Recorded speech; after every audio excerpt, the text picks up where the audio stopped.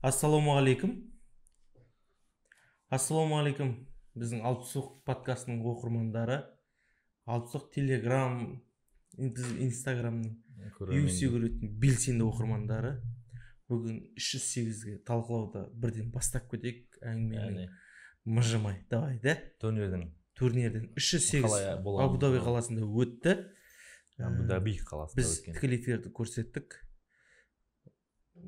Бәрі нормально. Барысы нормально көрсеткен сияқты, жақсы көрсеткен сияқты. Біз жақсы жұмыс істедік деп ойлаймын. 308 барлығын салып отырдық, барлығын істеп отырдық. Бір қызықты ойындар жүргіздік. Давай Ринат Фахриддиновпен Рафаэл Лиал дейтін жауынгермен екеуінің жекпе-жегі. Бұған дейін бұл жігіттер Ринат Фахриддинов Нұрсұлтан Розибоевпен төбелесу керек болған. Сосын жекпе-жекке бір апта қалған уақытта Нұрсұлтан Розибоев жекпе-жектен босатылды, яғни шығып кетті, жарақатына байланысты. Сосын оның орнына Рафаэл Лиал дейтін жауынгер, бразилиялық жауынгер. Сол шықты. Енді бұл жекпе-жек көрген уақытта енді барлығы менің көргенім, жекпе-жекті көргенім, Лиал жеңді, таза жеңді. Енді барлық сатып алды дейтін болмайды ғой бұл жекпе-жекте. Фахриддин сатып алатындай ақшасы жоқ. Абу-Даби сатып алды деген әңгіме айтып жатыр да. Мұсылмандар деген. Бірақ енді по факту бұл жерде Ринат Фахриддинов жеңілді. Бір күресте өткен жоқ. Жаңағыдай ұрған соққысы андай қатты болған жоқ та. Бұған сосын жаңа сұхбатында айтып жатыр да. Мен бұны допинг тексеретін нелер бар ғой, атлетик комиссия дейтін. Соларға айттым дейді да. Мен күреске кіре алмадым дейді. Күреске кірген уақытта ана денесі май жағып алған сияқты дейді. Денесі май андай бір жағып алған сияқты. Мен күреске кірген уақытта Ринат айтады ғой. Ринат айтып отыр. Андай денесі жаңағыдай бір майлы андай ұстай алмаймын, зырғанап кетеді. Зырғанап кетіп жатыр дейді да. Сондықтан мен комиссияға беріп жатырмын дейді да. Бірақ енді бұл енді жеңгенімнің несі емес дейді, жаңағыдай бір сылтау емес дейді.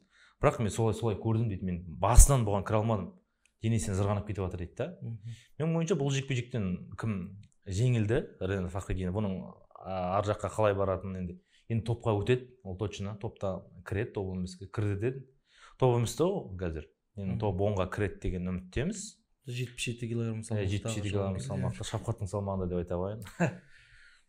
Сосын енді сен көрдің бе жекпе-жекті? Жекпе-жекті көрдім. Дәл солай болды. Көп күтіп қойдық. Дәл осы жекпе-жек. Мен Лиалды бұндай қарқынды күтпедім. Тіпті стойкада да жақсы ғой кім? Ринат дейтін қол аяғы да жүріп тұр, ұрып тұр деген сияқты.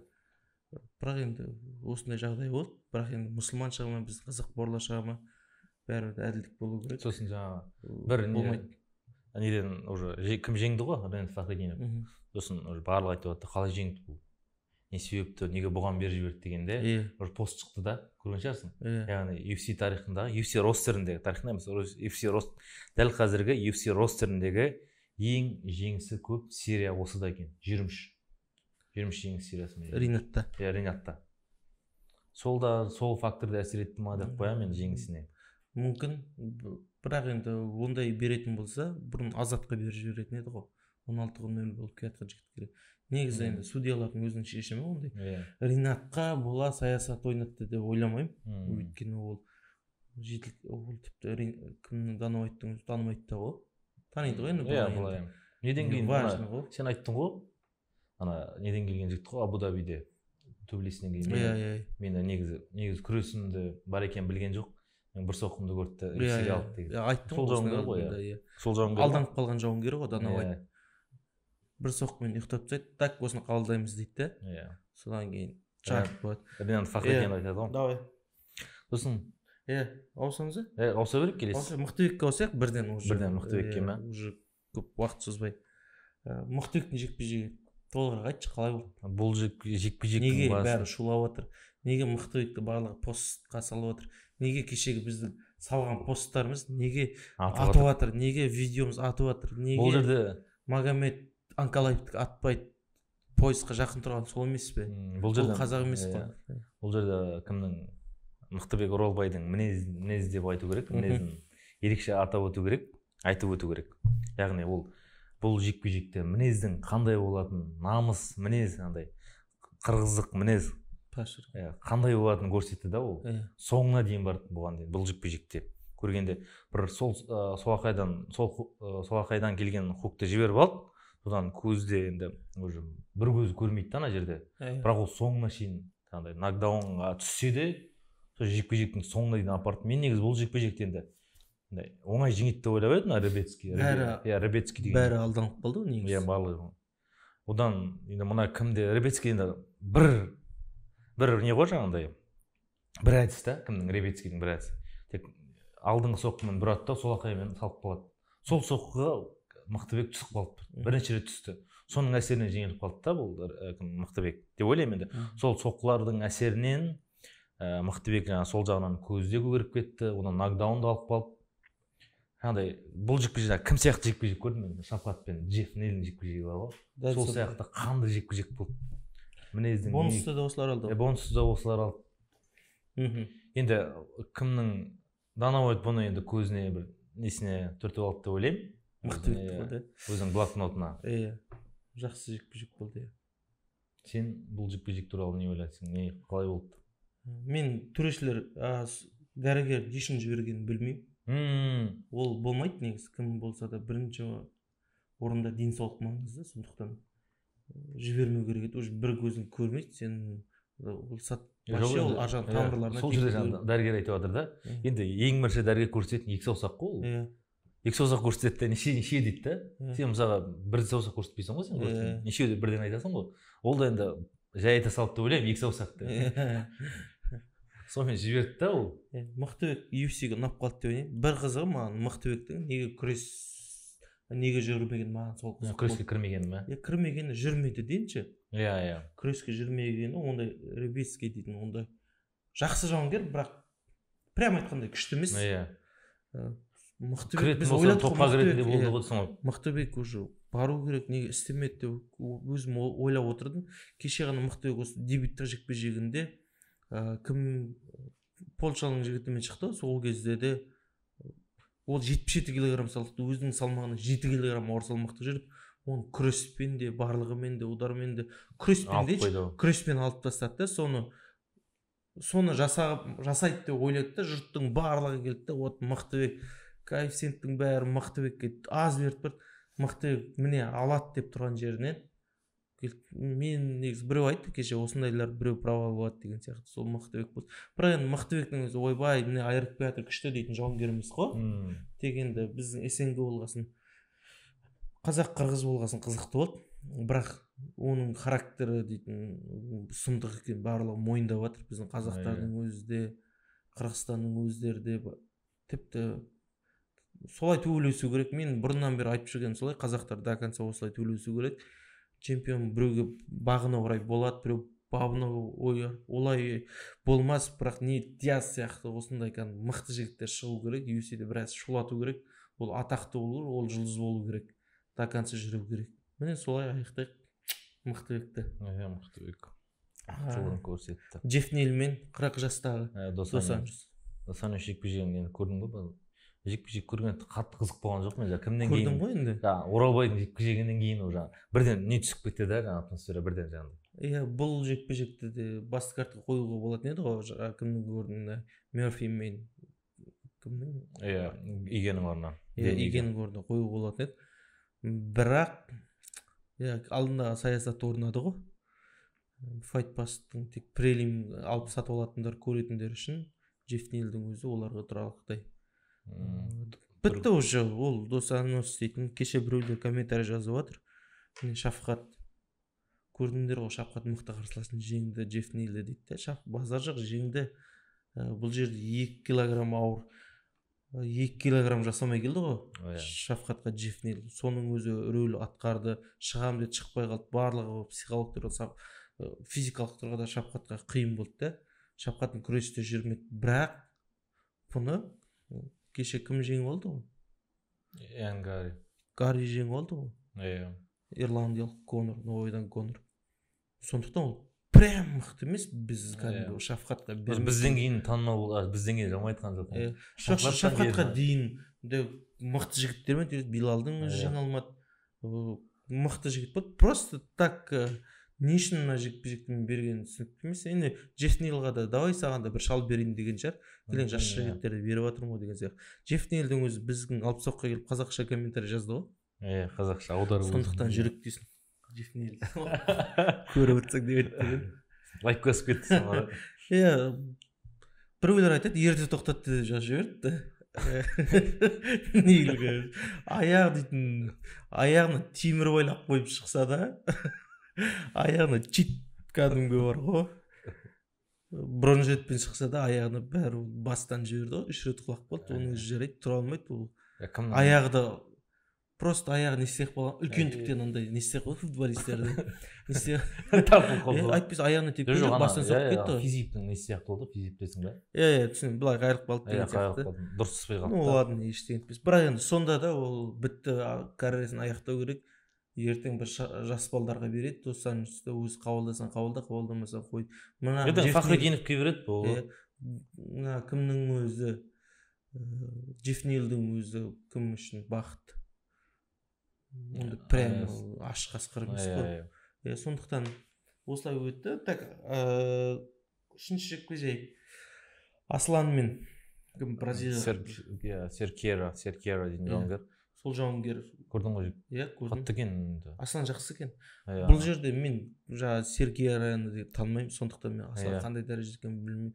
Бізде де білмейміз жалпы. Бізде Қазақстанда да шылықтып бір сабап жатады ғой Бразилиядан. Мүмкін сондай, мүмкін енді UFC-де аз өткізген жекпе-жек болмаса да. Бірақ енді осы уже ағылшынша үйреніп алған. Ағылшынша сөйлейді түрік әлемі. UFC үшін қызық бұл. 70 миллион халық дейтін Еуропадағы не қызуғанды фанатский зонасы мықты. Фенербахче, не Галатасарай деп бір-бірімен қырылып өлтіріп жүрген фанаттар үшін ертең Аслан дейтін вот Шапқат сияқты біреу болатын болса, бір жігіт герой болатын болса, онда UFC Dana White деп сүйіп тұрып Стамбулдан бір турнир өткізеді. Дұрыс айтасың. Бұл алдағы уақытта көрсетеді. Жартылай ауыр салмақтына Анкалаевтың салмағында екен. Бұйыртса солармен бұйыртса шығайын тұрған жігіттердің бірі ғой. Екінші жауынгер. Жақсы. Аслан қазақтың аты ғой негізі. Аслан. Қазақтың сөзі Аслан. Аслан өлең өшсін. Мен Петросян жеңеді дедім. Мен Магомедов жеңеді дегенде. Шарабулет Магомедов. Так, айтшы. Шарабулеттің жеңетіні белгілі бұл. Жоқ, жеңет белгілі болды. Мен үшін белгілі болды. Жоқ, халық үшін. Халық үшін енді халық үшін жақсы. Сен жүрегің жауап бермеш. Бұл жерде енді Петросянның бұған дейін де жеңілгені бар ғой. Кай Бараниядан жеңілді. Содан кейін мен негізі сол жекпе-жекте мен жеңеді деп ойлағанмын оның алдында. Қара, Кай Барол кімді жеңді? Айтшы. Урузбаевты жеңді. Розибоевты жоқ. Алиникті жеңді. Польшалық. Розибоевті емес, Махмуд Мұратовты де. Махмуд Мұратовты жеңді Урузбаевты деп. Сосын кім бар? Паул мед или кімді жеңді? Мықты жігітті жеңіп бәтір. Вот осы жігіт Бразилия көзіне очки киіп бүйтіп жүрген сияқты болған менде. Қара бетке ұстары қазір. Сондықтан ол нормально. Петросян төмен деңгей емес. Вот маған күреске неге кірмеді? Жоқ, өзі ненің адамы ғой енді. Жоқ, Шара вообще поп ММА-ден келген жігіт қой. Да? Поп ММА-ден келген жігіт, енді өзінікін көрсете алмады. Шара Магомедовтың ойынына түсіп қалды, осы жекпе-жекте Шара Булеттің ойынына түсіп қалды да. Ол жерде жаңағы онымен ашық айқасқа кіріп, не бар деймін, төбелесіп, кіріп құлат болды. Деймін да енді мен өзім ойымша ғой енді ол. Андай сол ойынға түсіп қалды да өзінің ойын. Сонымен төбелесіп ашық айқасқа түсіп, жылдам екені белгілі, тебетіні белгілі күресу керек еттім да. Ол ондайға барған жоқ Петросян. Сол өзінің бар арсеналын көрсетті. Соңында сол жаңағыдай бір хайпқа түсіп қалды. Хайптың құрбаны болып қалды жаңағыдай. Торнадо удары түсіп қалды ғой уже сол ударға. Прямо хайптың құрбаны деп айтуға келмейді ғой енді. Енді жай жауынгер, енді ондай деңгейге түсетіндей жауынгер емес еді ғой негізінде. Жоқ, содан кейін Шара Булет танымал болып кетті да. Оған дейін Шара главный картта тұр. Жоқ, главный картта тұр, бірақ енді. Жефтен тұрған жоқ, кім тұрған жоқ. Кеше Магомедов бар ғой. Неде төбелескен. Отырған Абус жоқ. па, Абус Магомед ана ма? Немістердің атын орап жүрген. Сол отырған жоқ, ана именно кім тұрады? Шара Булет тұрады сол. Енді кімді енді Адесанияны шақырды ғой. Өте жақсы болды ма? Жақсы шақырды. Дұрыс, енді барынша енді өзінің. Адесаны қабылдайды деп ойлайсың ба? Қабылдамайды ғой әзірге қайдан ол. Бірақ енді жауап берді па, не айтып жатсың дегенде қалып. Менің атымды вообще айтып жолма, не айтып жатсың дегенде қалып та. Мен бұл қабылдайтындай емес қой енді. Бұл мына жақта хамзаттар ол не істейді? Баяғыда бие сұрасаң, түйе сұрасаң бие береді дейді ғой. ас ұқсап па кешегі? Иә, түйе сұрасаң бие береді деген сияқты. Жоқ, ол Магомед ертең Пол Крейгті береді. Жоқ, мына жақта Хамзат ойлесем тұр ғой, ол Хамзаттардан сұрайды. Бірден мүмкіндік айта алмаймын енді. Мүмкін бәрі мүмкін. Жақсы көреді. UFC жақсы көреді. Да? Жалпы иә өзінің ударный бір көз битке ММА-ден келген. Ерекше жауынгер. Бұның басты дебюттік жекпе-жегіне негізі средний контракты береді ғой, $15,000. Бұған $70,000 берген. Ойлашы. $70,000 бір адамға. Просто ММА-ден келген. Онда оларды күтіп отыр. Жаңа Барелла біз жаңа айттық қой. Кай Барелла. Иә. Кімнен жеңіліп қалды деген сияқты. Кімді жеңді деген сияқты. Бұл UFC-де әлі жеңілген жоқ. Жеңілген жоқ, иә. Қайтеді. Бірінші ойында Омар Гаджиевті жеңді. Екінші ойында Армен Петросянды жеңді, жаңа. Үшінші ойында Махмуд Мурат жеңді. Михаил Алексейчукті жеңді, жаңа польшалық. Пол Крейгті жеңді ма? Пол Крейгті жеңді.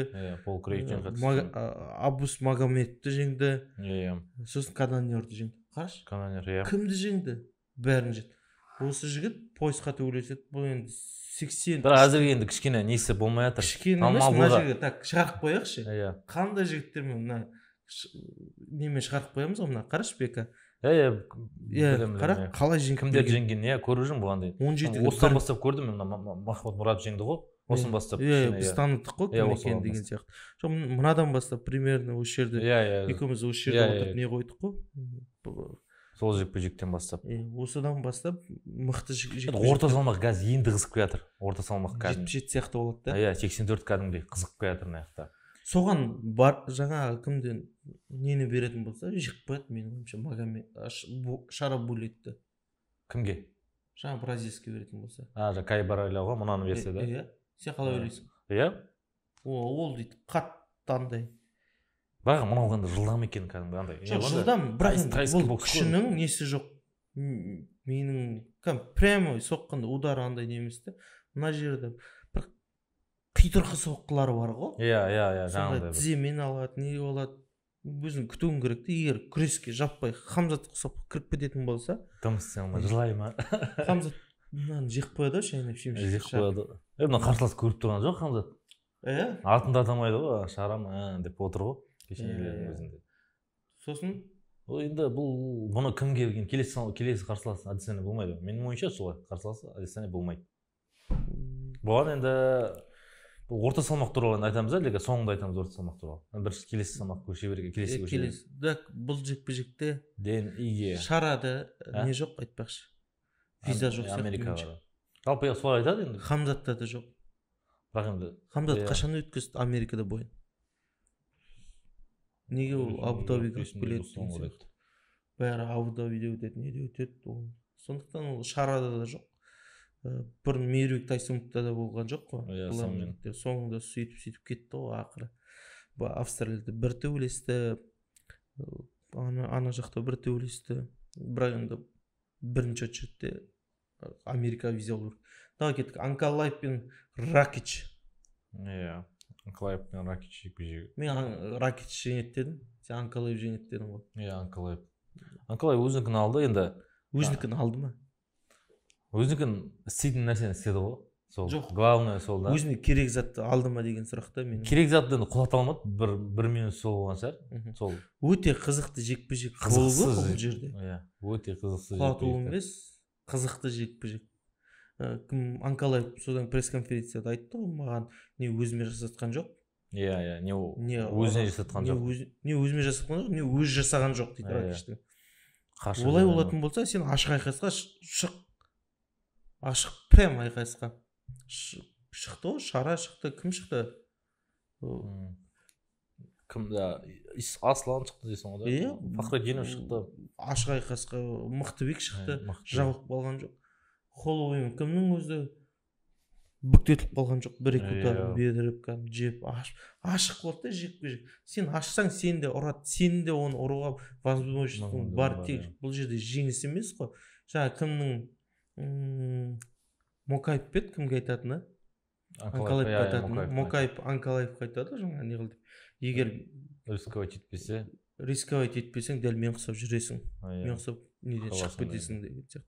Ол да айтады, мен рисковать ететін мүмкіндіктерім болды, мен ол кезде мүмкіндігімді жіберіп алдым, тек жеңу мақсатында болып кетті де. Содан кейін бұл UFC-де поражение алу маңызды емес, бұл UFC-де жақсы өнер көрсету. UFC-дің заңы, UFC-дің ұстанымы солай. Оларға не керек, оларға шоу керек болды. Бағынбайсың ба? Есік ашық. Жоқ, бағынба деген әңгіме емес, талай жындылар жүр UFC-де. Бірақ саған шоу керек. Егер сен күресіп алып ана құшақтап жататын болса, Анкалаев ұстап жүресің, тіпті керек болса шығарып жібереді. UFC-ге бәрібір. Ал егер сен сөйлейтін болсаң, ашық айқас жеңілетін болсаң, қайтып тұратын болсаң, оларға тарих керек қой. Қалай ойлайсың, чемпионға жекпе-жек лайық ма еді? Жоқ, лайықты. Жоқ, по факту лайықты. По факту лайықты. Бірақ UFC бермейді. Кімде Дэниел Кормед айтты ғой, келесі жекпе-жегің не болады? Жоқ, Корме айтады ғой, Корме. Қашан айтпады Корме? Любой кезінде айтады. Жоқ, неден кейін жекпе-жектен кейін айтып отыр ғой, кішкене бір нені Корме не решает? Жалпы да енді. Корме просто тұтандырды ғой дегенім ғой, бір кішкене бүйтіп. Журналист қой ол жерде. Жоқ, енді бұның тұтанып кетқаны қанша жыл болды? Тұтанып кетқаны 3-4 жыл болды. Анкалаев дейтін бізде фанаттар бар, ол ренжімеңдер, бірақ Анкалаев менің ойымша бармайды. Просто кім жеңіп жүреді осылай. Перейраға енді білмеймін, қалай ойлайсың, Перейраға әлі келе ме ол? Менше под вопрос. Осы жекпе-жектен соң мен ойланып қалдым. Жақсы, мына жекпе-жекті күреспеді, бірақ сонда да Перейра көру керек. Біз Перейраны күресі жоқ деп айыптай алмаймыз. Да? Біз күресі жоқ демейміз, біз тек осылай. Барынша. Сосын давай кеттік. Уитакер, Роберт Уитакер. Уитакер мен Чимаев. Хамзат Чимаев. Енді қатты. Хамзат. Мықты екен. Мойындадым менде. Мойындатқызды енді. Бұған дейін енді. Мойындамай келдің ғой. Бес раундқа шыдайды шығады ойлай едім да, кімнің Уитакердің. Ол анандай қысымды көрмейді едім өмірінде. Уитакер дейтін. Көрдің бе бұл дейтін 83-те өзін жеңіл, жақсы сезінді. Кеше айттым ғой. Кеше салмақ өлшеуге емейтсім гайс деп отырды. И потом салмақ өлшеп болғаннан кейін қасқыр құсап анаяққа деп шығып жатыр ғой. Ол өзін жақсы сезінді 83-те. Ал 77-те өкінішке орай. Өйткені ол жерде 7 салмақ 7 килограмм дейтін біраз рөл ойнайды. Жоқ, енді өзі айтады жаңағында, кімнің де Хамзаттың айтып отыр. Бұған дейін менде не болған жоқ деп отыр да. Условие болған жоқ. Условие болса әңгіме жоқ. Андай диетологтармен сөйлесетін болса, сондайға ақшам жететін болса, мен әңгіме 77 кісімен сен депті. Хамзат қашан Хамзат болды? Соңғы рет кіммен төбелесті ол? Жоқ, Хамзат болды деген. Қашан жұлдызы шығып Хамзат болды? Кімнен кейін? Жекпе-жекті айту керек пе әлі қалай? Жекпе-жектерді примерно 1-2 жекпе-жектен кейін өз-өзін көрсетіп, ақырды. Содан кейін бастап Хамзат простой Хамзат емес, ол оның айлығы чемпиондардың айлығынан көп өзінің айтуы бойынша. Ол қандай условия? Сонда ақша жетпей ма дегенім ғой? Жоқ, ақшаны айтып отырайын. Точно ақша. Бірақ жаңағы не? Бұған Қадыров көмектеседі, бұған небір байлар көмектеседі, бұған шейхтар көмектеседі, бұл Дубайда дайындалады. Бұл Швеция көмектеседі, бұған Россия көмектеседі. UFC-дің өзі көп гонорар береді, бұның рекламный роликтері бар. Бұл сосын өзі кішкене аз-маз алаяқтық жасайды. Кезінде жасады сондай бір ақша жөнінде. Ақша енді керек шығар? Жоқ, ақша жоқ, сенің дайындығыңа, сонда Шапқатқа, оны Шапқат вообще 0 деуіміз керек қой онда. Уитакер айту керек, вообще. Сен Уитакер Хамзаттан көп алады деп ойлайсың ба? Роберт Уитакер, айтшы. Қазіргі таңда кешегі жекпе-жекті кім көп алды деп ойлайсың? Кешегі Хамзат көп алды деп ойлаймын. Әрине. Онда Уитакердің кім несіне қалай? Бұл айтады, шейхтар көмектесті, маған условия берді дейді да. условия бермесең сен өйтекерден таяқ қаласың ба деген сұрақ келеді ғой. Роберт ол ең бай сен базар жоқ Хамзат. Бірақ барлығы условия бол дейтін. Бұның условиясы 4 миллион доллардан басылады шығар. Сылтау ма сонда бұл? Жоқ, бұның условиясы 4 миллион доллардан басылады шығар. Мүмкін, иә, ол да бар. Мен өзі бай жігіт. Кәдімгі Геленвагенмен бұрыннан көрдік қой біз. Хамзат 2018-ден бері атақты, кәдімгі Швециядан шыққан Хамзаттың атағы дүркіреп тұрған елге мәлім. Сондықтан ол дейтін ел ауыстырып похуй жүрді. Жекпе-жек туралы айтайық. Жекпе-жек. Мен оның алдында айтқандай жағы кімнің, Өтекердің жағы дұрыс болмай қалды. Жағы енді әлсіз неден кейін. Ромеромен жекпе-жектен кейін жағы слабыйланып қалған, енді әлсізденіп қалған. Алынбалы болып қалған. Сонымен жаңа кімнің Хамзат Чимаевтың енді қылғындырғанына шыдамай қалған. Жоқ, қылғындырғанына емес, ол оның алдында соққы алып. Жоқ, соққы болмаған. Мүмкін жоқ, соққы алып, жағы жаттығу кезінде может мүмкін болған жоқ. Былай да алды ғой, соққы жақтан алған жоқ емес. Сипалап жүрген жоқ. Ұрды, арттан ұрды. Үстіне мініп алған кездерде удар берді ғой. Біз қайсы удар именно сол жағына тигенін кәп-кәз дөп басып айта алмаймыз. Бірақ жағына тиді ғой удар. Бірден келіп жүгіріп барып қылғындырып алған жоқ па, кім ұқсатып? Удар соққы көп болған жоқ, көп қапталында жатты, үстінде жатты. Добивание болды ғой кішкене де отыр. Сосын ол былайынан қалды, кішкене былайынан да тұрып кетті. Соның арасында білмеймін қайсы удар тиген. Сол бір удар тиген. Содан кейін бастап қысқанда уже үште сынып кетпейді ғой мына тістер. Жоқ, мынасымен қысып тұр ғой енді. Жоқ, қысты, бірақ сынып кеткен жоқ қой. Тістері барлығы сынып кетті. Бұл оған дейінгі сынғанда, анау тек сәл қысқан кезде, ауырған жеріңді ұстап қалған кезде ай болдым дейсің ғой. Бірақ қолың сындырып кетпейді ғой енді. Сен потом барып не істеу керек. Мүмкін енді өзі айтады ғой неден кейін. Көреміз. Өзі айтпайды. Бірақ енді Хамзат мықты екен, мойындады, ақшасына тұрады, хайпты жасайды, саған барлық жағынан мықты да, дер кезінде. Түсінбейтін бар ғой ана жерде. Қалай анандай проходты тоқтата алмайсың деймін да? Былай кіріп баратыр да, былай кіріп баратыр да. Хамзатты айтамын да, анандай күресіне да. Күресін кім тоқтатады бұл жігіттің? Неге олай? Мен уже шаршадым оны. Күресін кім тоқтататын айтайын ба? Кім? Ислам тоқтата ма? Күресін Хабиб Боникал тоқтатады. Боникал. Америкада күрес бар ма? Мен айтайын. Боникалды мен бірінші ойынан айттым ғой саған. Иә. Дановайт контендер, сентендер. Контендер сериясы. Иә. Қайсысы болса да айттым ғой. Иә. Бұл Хамзатқа уже.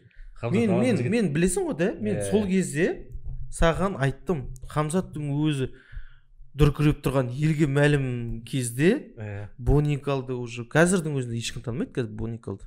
Жоқ, әлі ешкім танымайды. Танымайды саған. Кім ол? Жозефина Боникал дейді. Вот Боникал дейтін жігіт грэплингтен мықты жігіт. Тарт жоғар. Қайқа? Түспады деймін. Нормально. Боникал дейтін жігіт прям маған ұнайды. Оған неге ұнайды? Егер Боникал мынандай Боникал Магомедов болатын болса маған ұнамайды дейді. Неге? Американдық болатын. Американдықтар. Давай көрейік енді. Американдықтар. Дановайттың да бір соққысы бар ғой. Бір айтары ма? Бір айтары бар ғой. Дайындап келатыр. Кім-кімге болсын, любой масқара адамға да саған. Бірақ әлі мықты қарсылас берген жоқ оған. Түгел. Жоқ, иә, берген жоқ. Бірақ Роберт, кім? Чимаевқа кәдімгі дәл күресіне сай кімді берді? Күреске сай да, прям өз сияқты. Өз сияқты кімді берді? Ешкім болған жоқ әлі? Усман бар. Жоқ, Усман 84-ке көтерілді. Сосын ол уақытын қысқа мерзімде қабылдады. Ол жерде кім? Сондықтан Боникалдың грэпплингпен айналысатын, грэпплингтің бірнеше дүркін чемпионы ішінде жүрген кәдімгі. Күреспен, негізі базасы күрес. Негізгі базасы еркін күрес. Негізгі базасы еркін күрес. Негізі жаңағы нелердің чемпионы болды, студенттер арасында еркін күрестен чемпион болды. Боникал дейтін, сосын ол UFC-ге өтпей тұрып, менің естуім бойынша Дана Уайттардың өздері, UFC матчмейкерлер өздері дайындады. Давай сен мына ЛФ-ті 2 ой, 3 ой өткіз, содан кейін бізге келесің деген сияқты. Бірден дебюттен бастап UFC-ге ыңғайсыз болар деген шығар. Давай сен көрейік деген сияқты. Өткізді, досын Дана Уайт контендерге әкелді. Сол жақтан өзін көрсетті. Содан кейін боксермен шықты, білесің ғой? Иә, боксер. Боксерді құлап тастады. Вот маған сол шок болды. Вот удары қолы жұмыс істейді екен ғой. Андай баяғы Бен Аскрен сияқты просто бірақ атойды. Иә, андай удармен кіріп кетпейді. Ол дейтін Боникал уже Хамзат бет алды. Мен Хамзатты Боникал тоқтатады. Оған дейін пока 83-те көріп тұрған жоқпын. Жаңа Кай Баралеу дейтін жігіттер ше. Иә, ол да бар. Ол жігіттер бар. Ол жігіт бар. Ол мықты жігіт. Олған именно мықты жігіттерді беріп жатыр. Хайпы аз. Иә. Бірақ Дрикус бар ғой, Дрикус әлдеген жоқ. Вот Дрикусқа Хамзатпен айтшы Дрикусты. Енді Хамзат пен Дрикустың жекпе-жегі бұл енді қиын жекпе-жек болады. Бірақ енді кімде де ондай не жоқ, ондай Дрикуста да контроль жоқ ондай қатты. Ыңғайсыз көрген жекпе-жегін көресің ғой. Жоқ, ол да ыңғайсыз төбелеседі ғой. Иә, түсініксіздеу. Белгілі нәрсе, менің енді шынайы ответім, шынайы жауабым енді Хамзат күмәнсіз алады ол жерде. Иә, менде де Хамзат. Контрольді ұстап, соңында қалғанда. Хамзат чемпион болады. Хамзатқа просто ақша керек емес қазір. Ақша, конечно, керек. Чемпиондықтың ақшасы емес, уже. Кетудің ақшасы. Иә, белбеу. Статус керек. Чемпиондық статус. Вот, мен Хабиб сияқты чемпион жеңілмегенім деген сияқты. Содан кейін әкересің бар, Элла бар, Боникал бар, солардың көзін көрсетеді. Болашақта 77 Шафқат чемпион болса, 3-4 рет қорғаса, жыбы түседі Шафқатқа. Шафқат көтеріледі деп айта алмаймын. Бұл жерден түседі дегенде емес, UFC жасап береді десе. UFC жасап береді. UFC безусловно жасап береді. Мен айтайын, кеше айттым ғой, исламмен кімнің жекпе-жегі Шафқатқа болмайды дедім. Иә. Исламмен Топоренко 100% болады менің ойымша. Бүгін жаңа ақпарат естідің ғой, жаңа кімнің айтқаны? Иә. Кімнің? Хавьер Мендестің айтқаны? Айт. Хавьер Мендес айтады. Кімнің? Шафқат, Ислам Махачевтің тренері. Иә, Ислам Махачевтің тренері Хавьер Мендес айтады. Біләл чемпион болған кезде, әзірге чемпион ба, біз Біләлмен төбелеспейміз.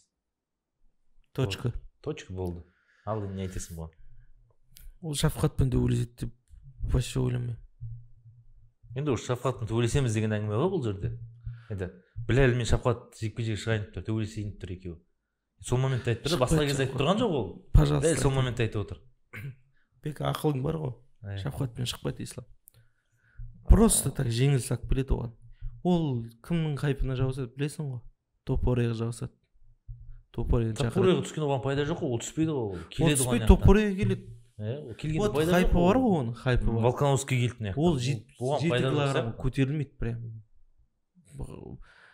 Енді құдай қалап, енді денсаулық құдай сақтасын, енді бірақ енді Шафқат чемпион болған кезде просто так жеңіп жүре береді Шафқат. Өте қызық жекпе-жектер болады. Ол давай. 2 жыл жүреді деп тұр ғой, кімнің өзі Усманды айтып отыр ғой. Мен бұйыртса қазір жасым 25-те, 25 емес, 25-те, 98-25-те ме? Иә. 90 қазір жасым 25-те, 2 жылдан кейін мен примерно 28-ге, 27. Кім айтады? Усман Нұрмағамедов айтады. Иә. Осман Нұрмағамедов айтады, кімнің? Омардың інісі, Хабибтердің інісі. Сөйтіп, Камар Усман елестейді отыр. Хабиб пен Омардың інілері, немере інілері. Осман айтады, мен қазір жасым 26-25-те, 2 жылдан кейін мен UFC-ге 28-ге толамын, мен неге барамын сол кезде UFC-ге кетемін дейді. Енді сол келгенге дейін 2 жыл жүреді деген сөз ғой енді Усман 2 жыл жүреді, Усман емес, Ислам 2 жыл жүретін болса, ол точно не жартылай орта салмаққа көтеріледі, не енді ол қашанғы жүреді деп айта алмаймын, 2 жыл өз салмағында. Мүмкін, иә, давайте. Көтерілу керек деп ойлаймын. Да, иә, сен Шафқатқа барады дейсің, мен бармайды деймін. Давай солай аяқтайық. Соңғы жекпе-жек талқылап өтейік, соны аяқтайық. Иә, соңғы жекпе-жек. Иә, Топурия. Илья Топурия, Макс Холлой арасында жекпе-жек. Естің бе бүгін ненің болғанын? ненің мақсат болып кетті ғой бүгін. Көрдім, шапан сыйлап жатқанын ба?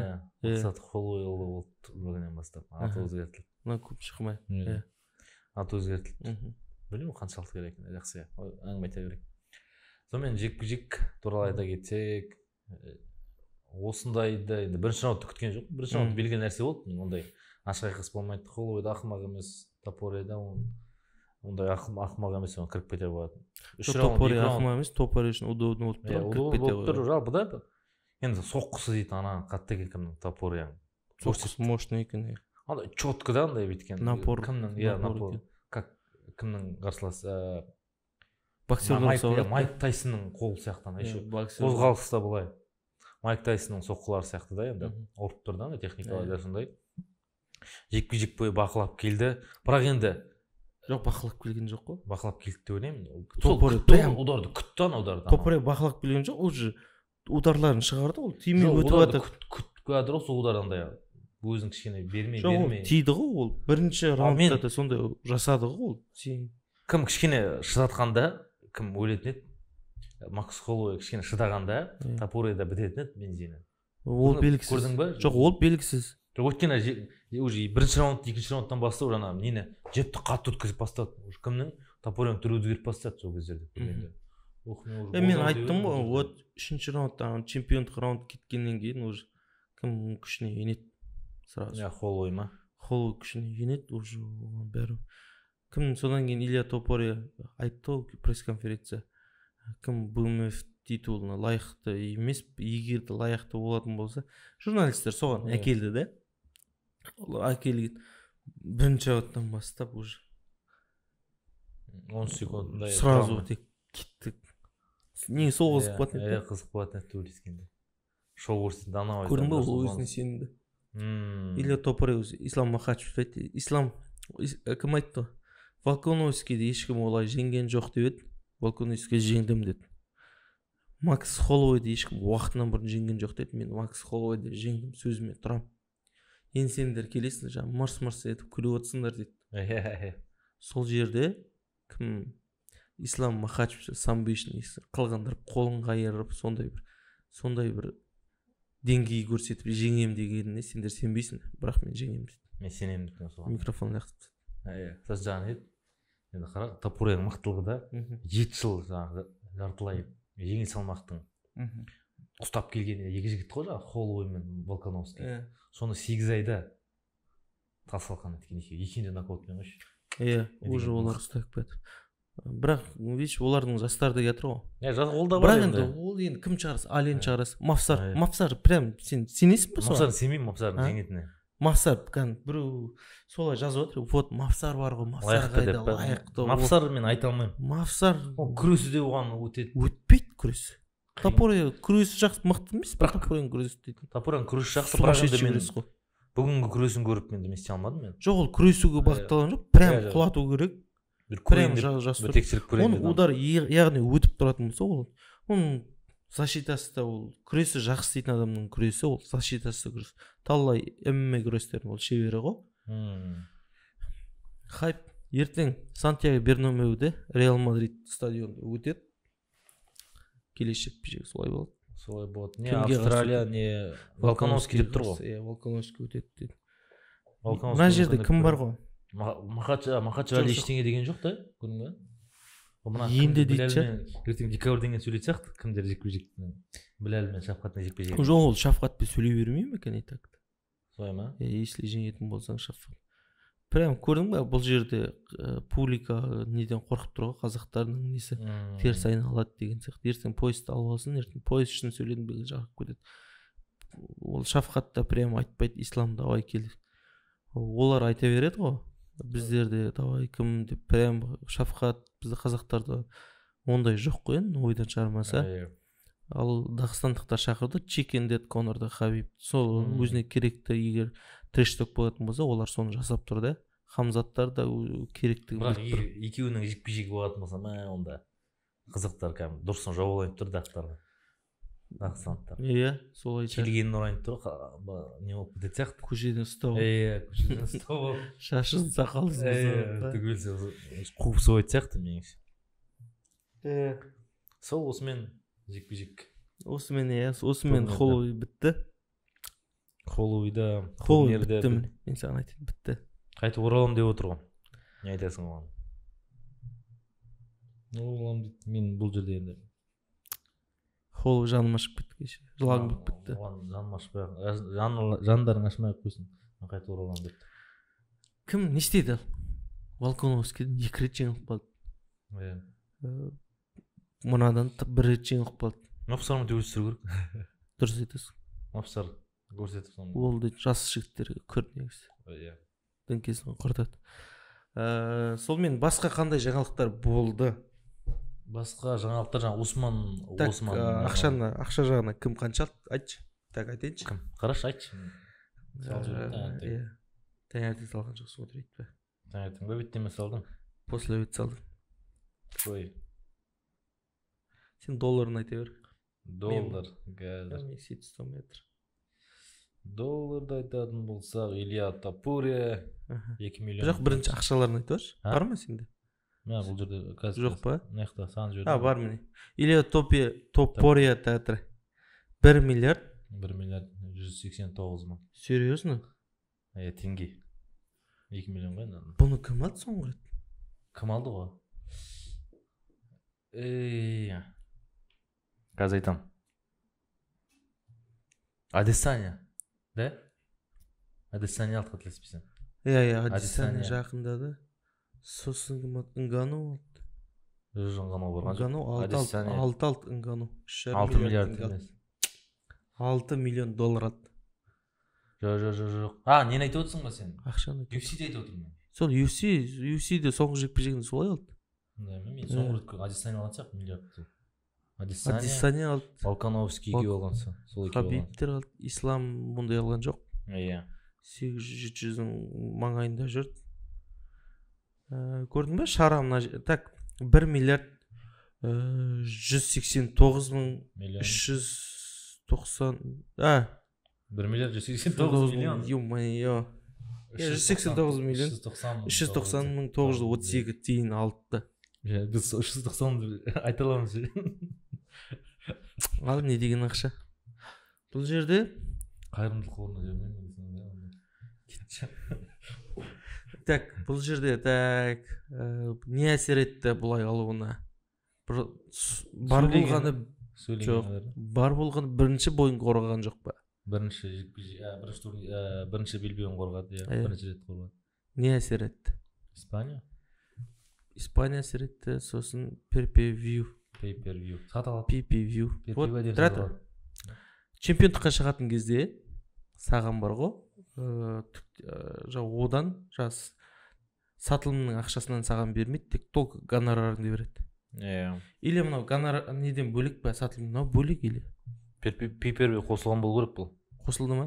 Примерно. Қосылған, қосылғанның өзі. Шамамен ғой бұл, онда точно біз айта алмаймыз ғой. Примерно. Плюс сушная гор Гарилес бар жолдаш еді. Бай 5 мың теңге шықты деші.